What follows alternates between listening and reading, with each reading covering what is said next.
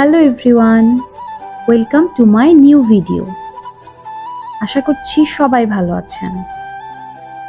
আজকে আমি রান্না করব খাসির মাংস। আমার রেসিপিটা আপনাদের সামনে অনেক সহজভাবে উপস্থাপন করছি। আমি আমার রেসিপিতে ব্যবহার করব সব ধরনের বাটা মশলা। আমি এখানে হাফ কেজি মাংস নিয়েছি। তার জন্য পরিমাণ মতো হলুদ, লবণ, জিরা বাটা, আদা বাটা, ধনিয়া বাটা দিয়ে দিচ্ছি, মরিচের বাটাও দিয়ে দিচ্ছি।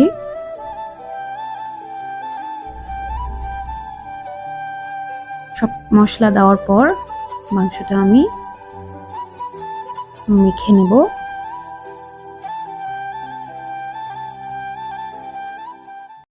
ভালো করে মাখার পর এভাবে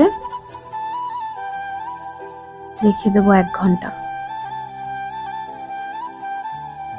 এভাবে 1 ঘন্টা ম্যারিনেট করে রাখলে মশলাগুলো মাংসের সাথে ভালো মতো। আমার খাসির মাংসের রেসিপিতে আমি সরিষার তেল ব্যবহার করছি। আর হ্যাঁ, রান্নাটা আমি প্রেসার কুকারে করব, যেন খুব কম সময়ে হয়ে যায়।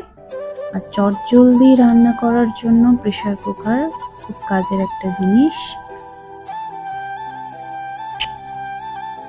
সরিষার তেলে মশলা দিয়ে দিচ্ছি, তেজপাতা, দারচিনি, বড় এলাচ, ছোট এলাচ, লবঙ্গ, গোলমরিচ। ফ্লেভার ছাড়তে ছাড়তে আমি পেঁয়াজ, মোটা করে কাটা পেঁয়াজ দিয়ে দিলাম। আর আমি রসুন বাটা ব্যবহার করব না, আমি রসুনের কোয়া ব্যবহার করছি। বড় করে কেটে রাখা আলুগুলো দিয়ে দিলাম। কিছুক্ষণ ভাজবো।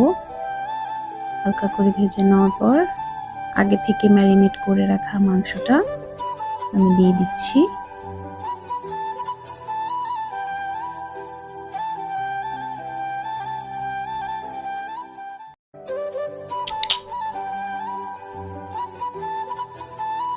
মশলার জল দিয়ে দিলাম।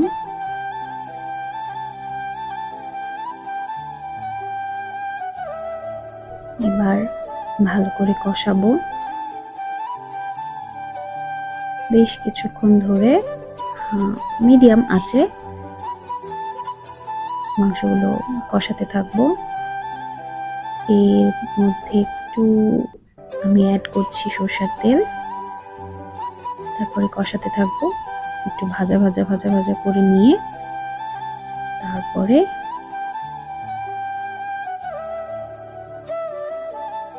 প্রেসার কুকারে ঢাকনা লাগানোর সময় চলে এসেছে। তার জন্য খাসি মাংস রান্না করতে একটু জল লাগে, একটু ভালো পরিমাণে সেদ্ধ করার জন্য জল লাগে।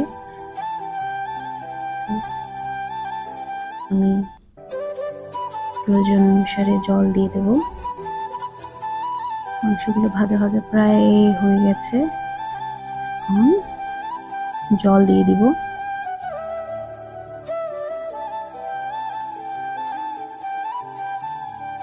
জল দেওয়ার পর ভালো করে নেড়ে চেড়ে নিয়ে প্রেসার কুকারে ঢাকনাটা লাগিয়ে দেব। 6 থেকে 7টা সিটি পড়লেই আমার রান্না হয়ে যাবে। জলটা একটু গরম করে নিয়ে ঢাকনা লাগিয়ে দিচ্ছি।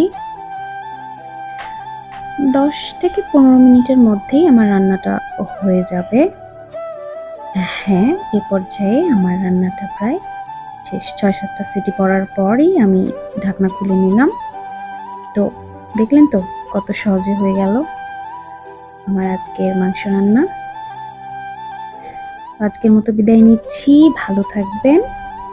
আর হ্যাঁ, আমাদের পাশে থাকবেন, আমার চ্যানেলের পাশে থাকবেন। ধন্যবাদ সবাই।